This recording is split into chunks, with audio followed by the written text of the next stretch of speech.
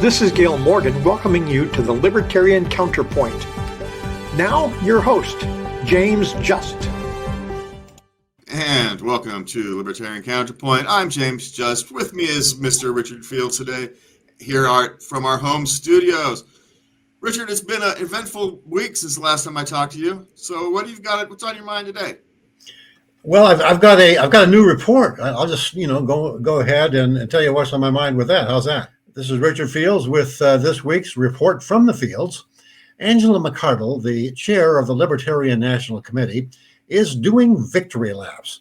She claims that Donald J. Trump has fulfilled the promises he made to libertarians at their national convention last spring by fulfilling his promise to appoint a libertarian to his cabinet by appointing Robert F. Kennedy Jr. to be Secretary of Health and Human Services, and by, as promised, pardoning Ross Ulbricht, the founder of the Silk Road website.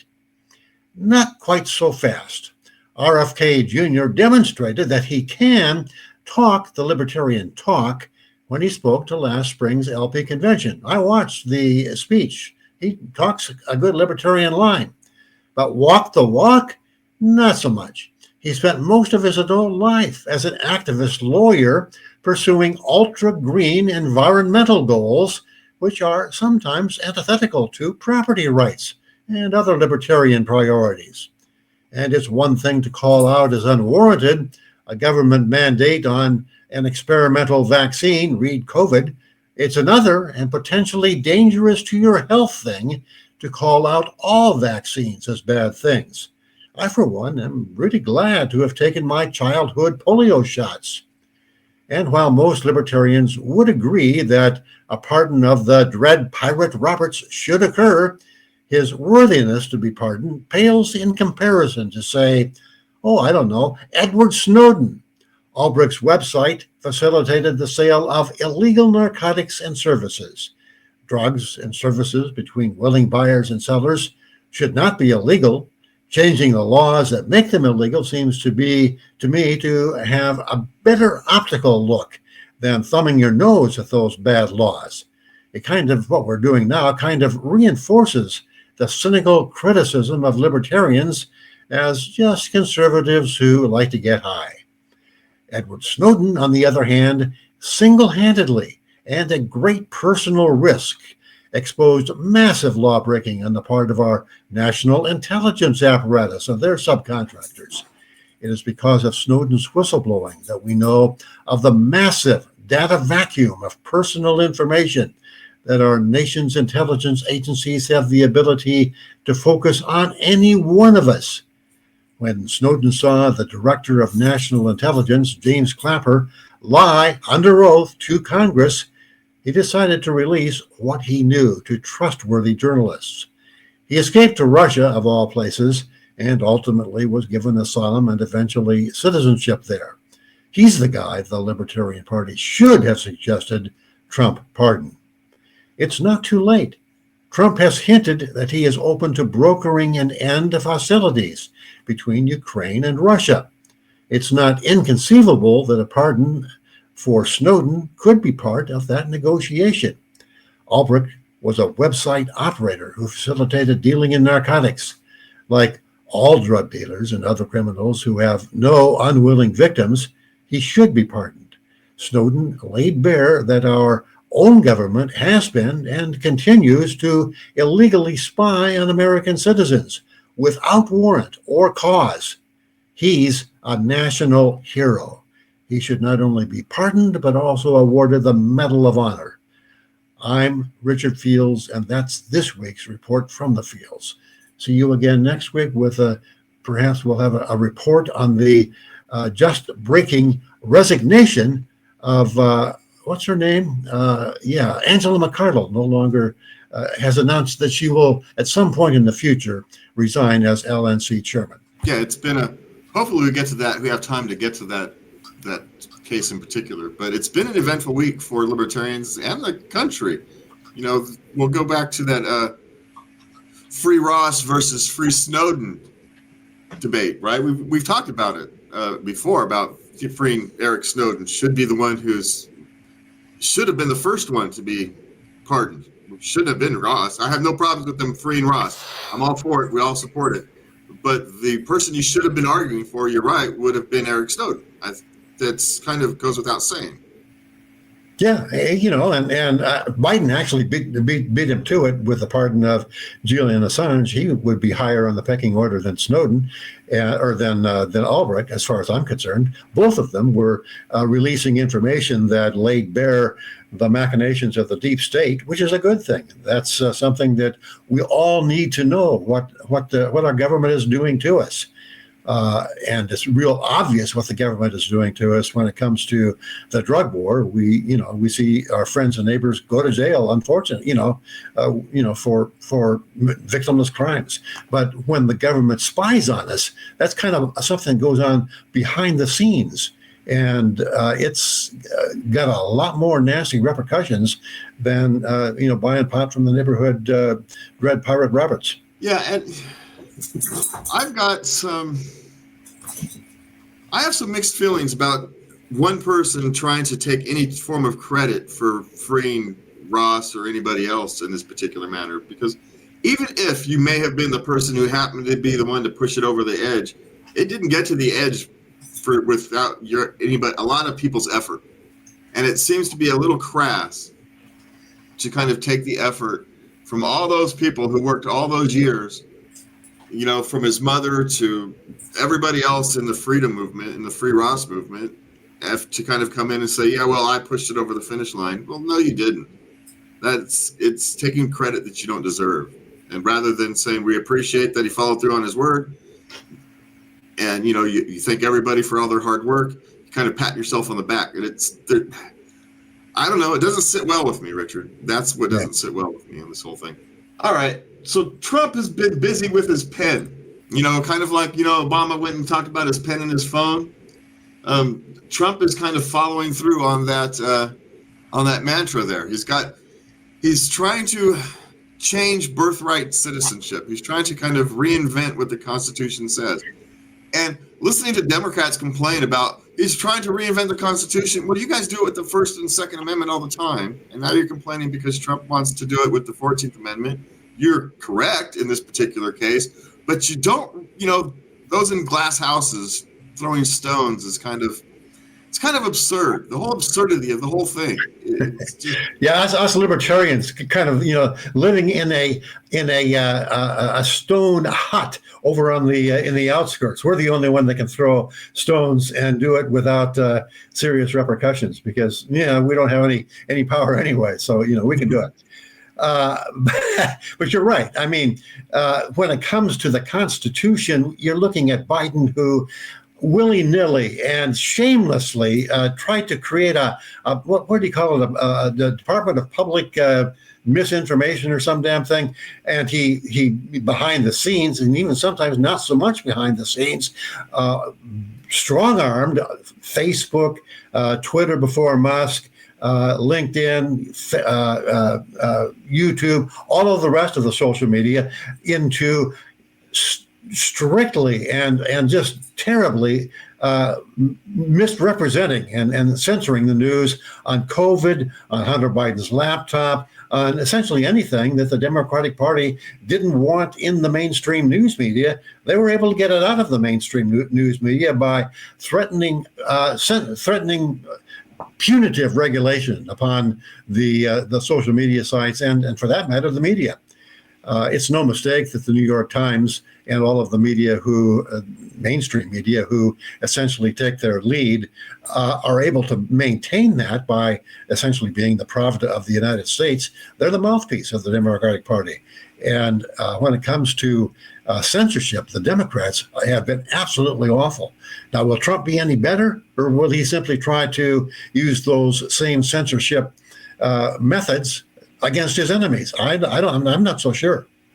Yeah, this is one of these things where the Constitution is clear. A judge has already blocked the executive order, right? While we go through the process, he's already said you can't implement it because, of course, not. It's one of those things that if it's so obvious that the executive order is going to be rejected through the court system, kind of like Biden's student loans executive orders, right? Yeah. So they clearly didn't have the power to do it. There clearly isn't the power to do this. So why are they really doing it? And Well, everybody knows that this thing's going to get kicked out of, it's going nowhere. Even Trump knows this is going nowhere. Yeah. So why is he doing it? What's the whole point? It's all about playing to his nativist base. It's about playing to the segment of the MAGA crowd that thinks immigration is a terrible thing. And of course, it's interesting to watch the whole MAGA thing going on right now. On the one hand, you've got Musk, who has a brain, and then you've got the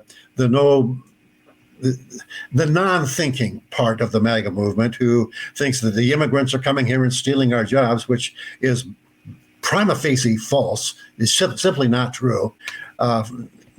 Statistically, now, yeah, you can find somebody who has lost a job and an immigrant has taken that job at a lower wage. Yeah, that'll happen. But as far as immigrants coming here and taking our jobs, no, it doesn't happen. Whenever an immigrant moves to this country, not only is he a wage earner, but he is a wage spender.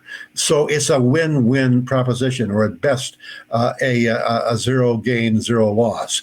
Everybody that comes here from another country comes here to work, is also coming here to consume. So jobs are, the job creation or loss is essentially zero.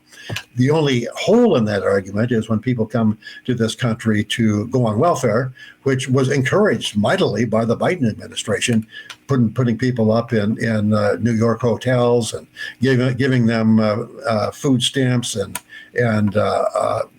free phone, I don't know, whatever they are, all of the gimmies that they were given in order to basically build up the Democratic voter rolls. That kind of thing obviously is not what libertarians are talking about when they say we want to have free immigration. We want to have free immigration in the pre-1930s model, where anybody can come as long as they understand they're going to have to work for a living. Yeah, real simple. You want to work for a living, come on over. Yeah, that's exactly right. And that's the difference that's really where the rub comes. If it wasn't for people watching, so many people watching free stuff being given to illegal immigrants or immigrants of any form, really, it doesn't really matter, while they can't get their $750 for their disaster relief, it's offensive to people, and it should be. Yeah. And it should be. But what's offensive is the welfare state, not the fact that immigrants are taking advantage of it. The natives are taking advantage of it just as much. Yeah. Well, but there is an argument. At least you're here. At least theoretically, your parents pay taxes and your family pays taxes and all that kind of thing. At least theoretically, it's the whole system. Is when you watch other people take advantage of it and you can't even get your basic services that they allegedly promise you. That's when it becomes the problem. When we're paying more, receiving less, while other people are, stepping in latecomers to the party and getting all the benefits. Yeah. We paid for it. So we had a big conversation about executive orders. And Trump issued a lot of executive orders, right? He pulled out of the Paris Accords. He's pulled out of WHO. He's ended DEI and government organizations. Right, it's the whole line list of them. And on these executive orders that are repealing other executive orders, I'm not so worried about. Okay, fine. But that's what most of them are. Most of them are just repealing Biden executive orders that went, that were wrong initially, and so he's repealing a wrong executive order. That's fine. But will Trump stop there? I obviously not, because he's trying to change the Constitution through executive order. Yeah, and the thing is that they've all tried to do it, and it's like at some point are they going to realize, okay, if we're afraid of Trump abusing the executive orders, which we should be, maybe we should be afraid of everybody abusing executive orders. And maybe the problem is that rather than these executive orders being, okay, here's what our priorities are, we're reshifting priorities. That's fine. That's what executive orders really should be. I'm now in charge of the bureaucracy. Here's now your focus. That's what executive orders should be. They shouldn't be changing fundamental laws, rewriting how we interact with society, which is what been trying to do for decades. Which is, it's interesting, the Chevron reversal at the Supreme Court a few months ago, that might change a little bit of that, because it's no longer no longer do executive agencies, which is where executive orders are enforced, no longer do they have the ability to say, if challenged in court, no longer do they have the ability to say, well, we're the experts, you got to listen to us. The Supreme Court has said, no. Everything is subject to court review on whether it's constitutional or not. So we may see gradually a diminishment in the power or the force of executive orders. It may move in the direction that you're talking about. Well, here's what we think should happen. We can't make it happen, but this is the way we think things should be. Yeah, I understand the need of presidents to tell a bureaucracy, okay, this is the priorities, this is our new priorities, this is what we're focusing on. Okay, everybody needs to do that. Anytime a new executive comes in, you have to tell kind of the underling staff, here's what we're focusing on, here's our new morals, here's our new guideposts. Great, that needs to be done. But yeah, trying to change the Constitution or invent law or wipe away debt, or well, not even wipe away debt, transfer debt from one group of people to their larger group of people in terms of like student loans. That's just patently absurd. And all right, so we want to talk about patently absurd, Richard. Here's one. Broken clocks and strange bedfellows and whatnot. I can't pronounce her name. Ilhan Omar? Is that her name? Something like that. Something like that. I apologize for brutalizing names. She is pushing Republicans specifically to pass nationwide marijuana legalization. Well, didn't that happen back in 1918 or 1920 or something like that? In a long time. Look at the dateline on that story. I think that's an old story. Yeah, but it's not that old. She's doing it again. Yeah, okay, that's fine. But yeah, I mean, sure. Kudos to Ilhan Omar or whatever her name is. That we should be getting rid of the monstrosity that's on the federal books, which is that marijuana of all drugs is Schedule 1, right up there with heroin and opium and the rest of the very dangerous drugs. It's not. It's simply not. And getting rid of that making that very simple change in laws would go a long way to moderating the drug war. Of course, we want to end the drug war, but getting started at moderating it is certainly a move in the right direction. Yeah, and there's a lot of talk about Trump's, executive order now calling the cartels a terrorist organization so you can use the military on them. Yeah, going back to a 1897 law or something, some archaic law trying to justify it. It must be nice to be king.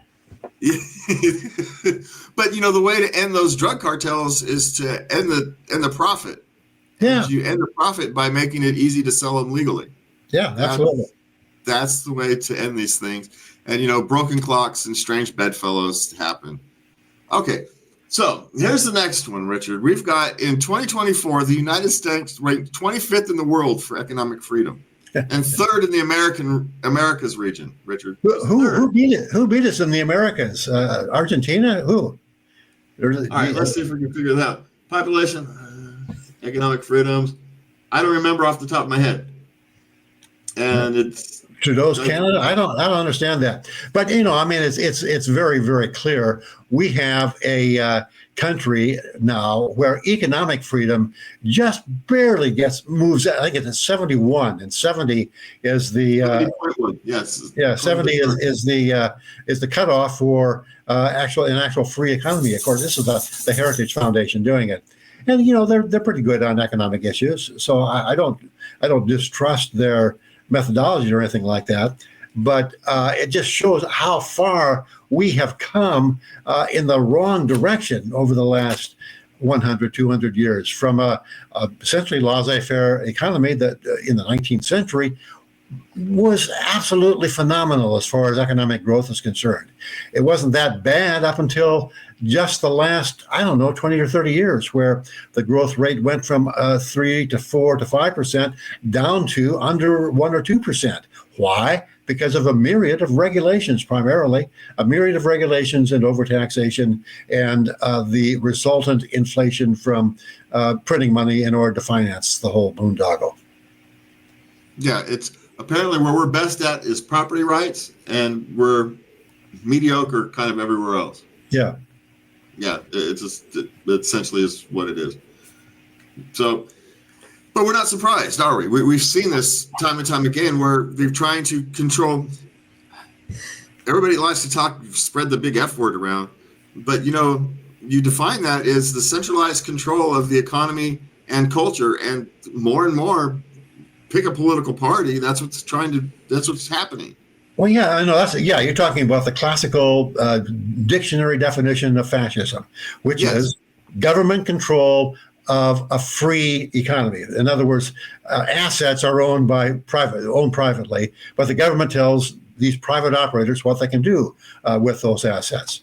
So you've got corporations that own everything, not the government. That's when socialism, when the government owns everything. But with fascism, the government tells corporations what they can do. And that's another definition for that is crony capitalism. Who gets to own the monopolies? Whoever has the closest ties with the dictator, or with the Benito or Adolf, or whoever is running the government. That's who gets to make the profits. Everybody else is pushed to the sidelines. That's not capitalism. That's fascism. And fascism is simply a way for corporations to reap the benefit of centralized control rather than the government itself. You need the desire to control the culture as well. Crony capitalism, they don't give a 2 cents about the culture. They don't care what happens in the culture as long as they can make a buck off of it. Yeah. In fascism, they want to also control the culture, dictate the culture, and it's happening on both sides of the political spectrum at the moment. So it's a strange thing, and we're watching it. These kind of lines, these overall economic freedom lines, you can, kind of believe him, Richard. I kind of believe him. It's that, it's got this little line where it's dropped considerably. But what's interesting, I mean, we can drown ourselves in pessimism and say, look at how much the government is doing to destroy economic freedom, and all of those fears and all of those predictions and observations are correct. But you can also look at the fact that SpaceX has caught 2 skyscraper-sized rockets on stilts as they re-enter the atmosphere. They've done it twice now, if I'm not mistaken. Same rocket.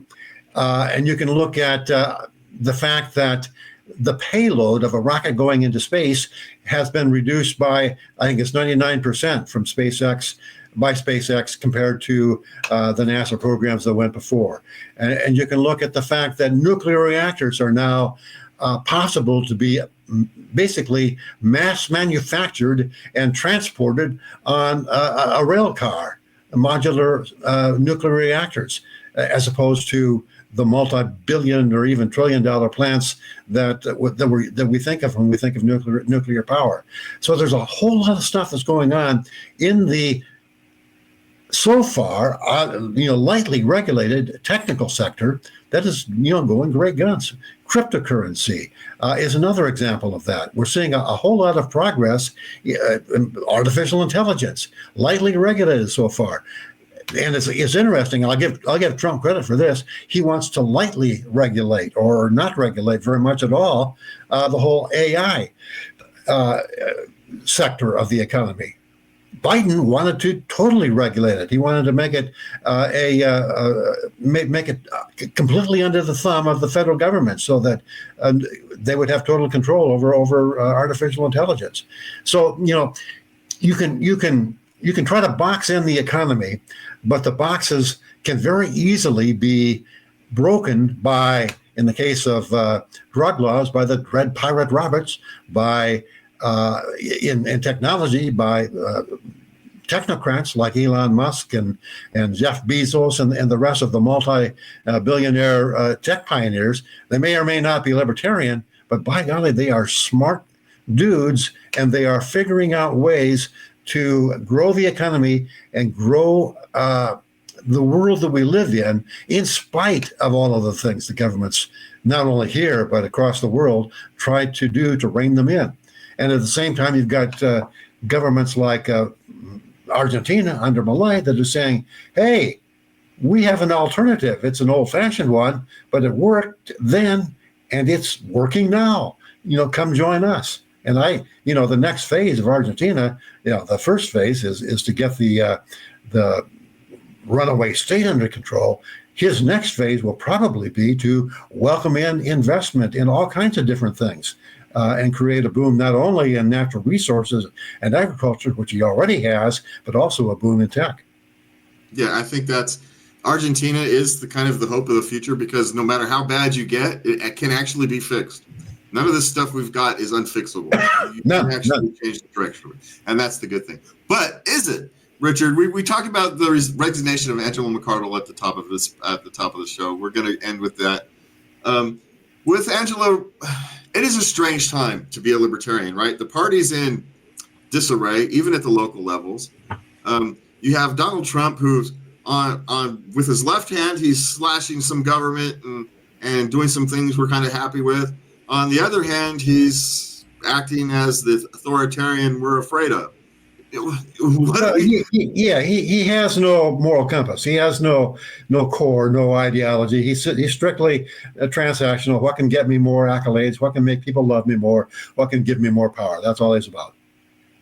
Yeah, and so you've been a part of the libertarian movement for a long time, Richard, longer than even I have, and I've been part of it for a good 20-something years. This is not the first time we've had these kind of existential crises, but is there something different this time? That's hard to say. I think the way I look at it is philosophically, and if you explore people's motivations on an individual level, most people are probably, I'd say 30-40% of people are a core libertarian in the sense that they agree with the credo: don't steal things, don't take other people's stuff, don't hurt people, and don't be a liar. Keep your word. Those are the three. If you do those three things, you're essentially a libertarian. But where people break down, or where that whole thing breaks down, is, well, if we could hire somebody else to steal for us, namely the government, or we can hire somebody else to kill our enemies, namely the drug dealers or whoever, or if I wish I could hire someone to give us more time. We are out of time. Thanks for joining me. We'll see you next week. Please remember to love everybody and have a good night. This is Dale Morgan thanking you for watching the Libertarian Counterpoint each Thursday at 8 p.m.